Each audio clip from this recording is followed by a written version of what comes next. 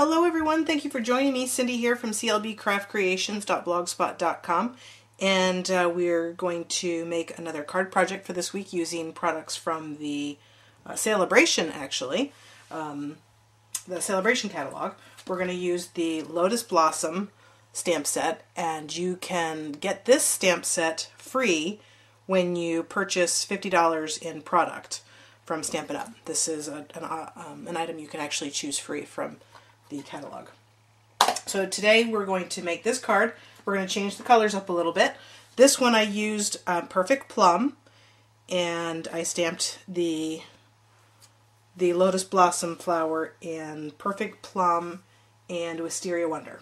Not my favorite combination of colors, but I thought it really worked with the color background that I did, which is actually what we're featuring today, is actually the technique in doing kind of a watercolored background with emboss resist. So let's get started. We're going to start with a piece of watercolor paper, and this is actually cut at 4 by 5 1/4, so a standard mat. You can leave it a little bigger if you wanted to. I just wanted to save time in terms of cutting down the paper. So you want to go ahead and use your embossing buddy, and you can use whichever size you want.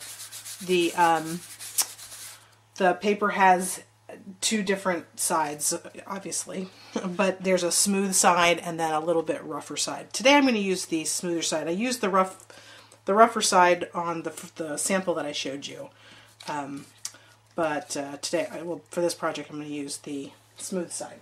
Now we're also going to use one of the stencil overlays. This is the dots. It's the dots and stripes, and obviously we're using the dots. And I'm just going to layer this over so that I get a good combination of dots where I want it on my surface. You're going to go ahead and take your Versamark ink, and you're just going to stamp straight down with your ink pad, just down and up. You may want to kind of go off to the side to make sure that you don't move your paper. You could also adhere the watercolor paper to your surface with some temporary adhesive if you want. It seems to be staying okay for me, so just make sure you get that nice and covered, and then you can reveal or pull up your overlay. You're going to want to make sure that you clean that as soon as you're done with your project, so that the ink doesn't dry on there. It kind of gets a little thick and sticky. And then I'm going to use some clear embossing powder. You could also use white on this. The reason I actually used clear is I was thinking that with the watercolor paper that the ink would actually flow underneath of the embossed images, and I thought it might be nice to see how it looked through the embossed dots, but it didn't. But that's okay. I think it still looks really nice. And so you want to just make sure that you coat that really well. And I have my craft sheet out now because we're going to do this watercolor technique.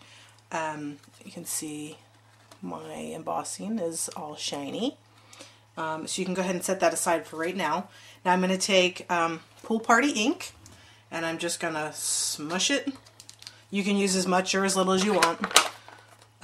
So Pool Party, and you probably want to go from your darkest, or from your lightest to your darkest, so that in case you touch your ink pads with the ink, that you don't contaminate your lighter colors. Okay, so that was Marina Mist, and now here is a little bit of Night of Navy, and I'm just kind of randomly putting these in spots.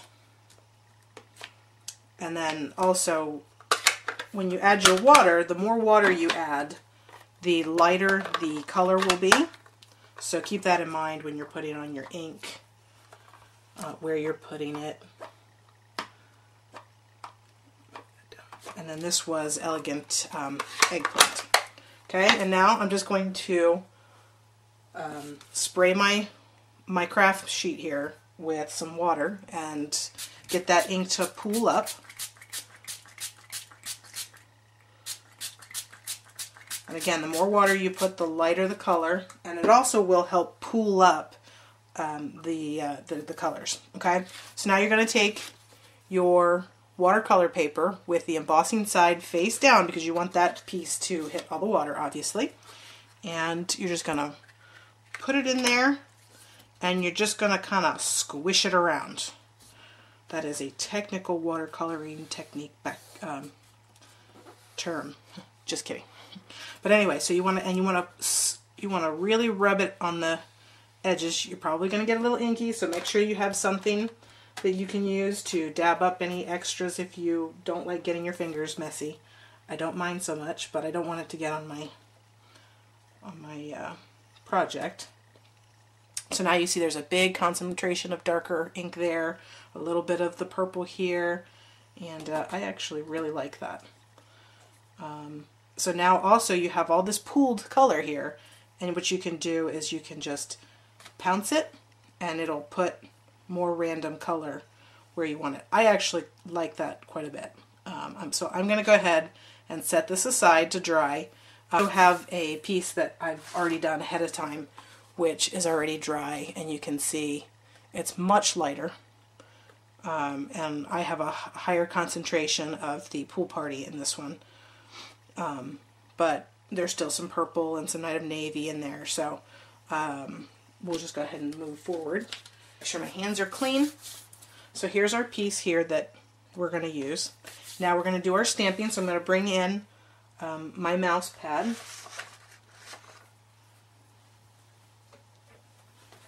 And a piece of Whisper White. Now I'm going to cut this down to 2 by 2 1/4 to make the this piece here. So you can start really with any piece that you want. You can cut it down to whatever size you want, but this is what I've done. Okay, so my pieces are already mounted, and I'm going to use Pool Party ink. And I'm going to start with my first image, which is, they're numbered, so I'm going to start with the smaller stamp with the detail. I'm going to stamp this at full strength, and probably want to stamp that close to the middle, whatever makes it easier for you when you cut it down. So there's that piece. And now I'm going to take the second stamp, and I'm going to ink that up in Pool Party. Now I'm using only one ink for this technique. You can certainly use, if you wanted to use Soft Sky for your third stamp, you could. Whichever colors you're using, just find a lighter image. Now, so I took that and I'm going to stamp it off gently, and then I'm going to line that up. Press down. Just give it a quick second for what's left on the stamp to go onto the paper. Okay, so now I have my second piece stamped, and now I'm going to take my third piece, and I'm also going to stamp this one off. So again, all one color. Get it nice and inked up, do a quick stamp off, and then line it up.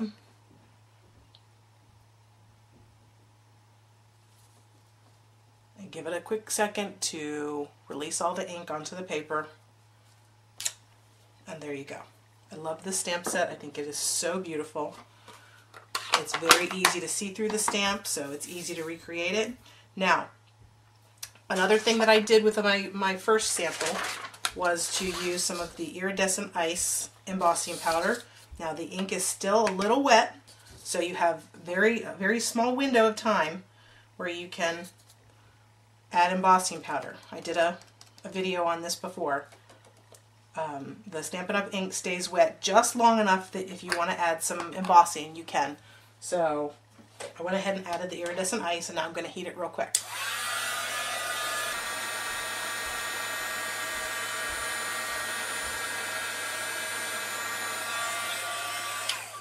Okay, now you certainly don't need to do this step if you don't. You can. It was pretty just the way it was, but I wanted to give it a little bit of sparkle. So that's why I did that. And now I'm going to cut this piece down. And this is going to get mounted onto my piece of Pool Party paper, which is just an 1/8 of an inch bigger all the way around, so 1/4 inch bigger total. Okay. Now, because I've done some embossing, I prefer to use the fast fuse, but you can use whichever adhesive you prefer. I just think that that helps with the warping, helps reduce the warping. Okay, so get that layered on there.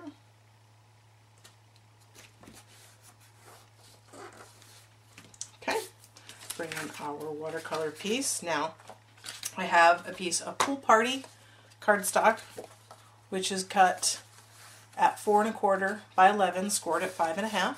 Make a standard A2 size card. I'm going to go ahead and take my fast fuse again. So watercolor paper, even though it's, you know, it's pretty thick, it still warps with all the water that we put on it and the embossing that we did. So I'm going to use the fast fuse. You could use your dimensionals if you wanted to do that as well. Okay, and then I'm just going to center this on my card.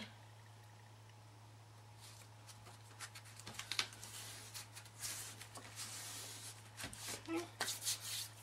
I'm going to take my little square here and I'm going to pop that up with some dimensionals, if I can find them.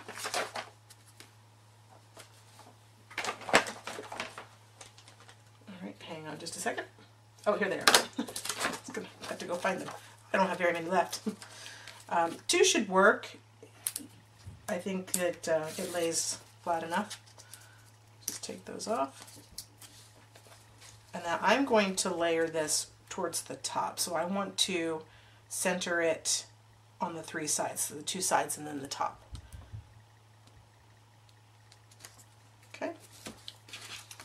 And I didn't layer that well at all.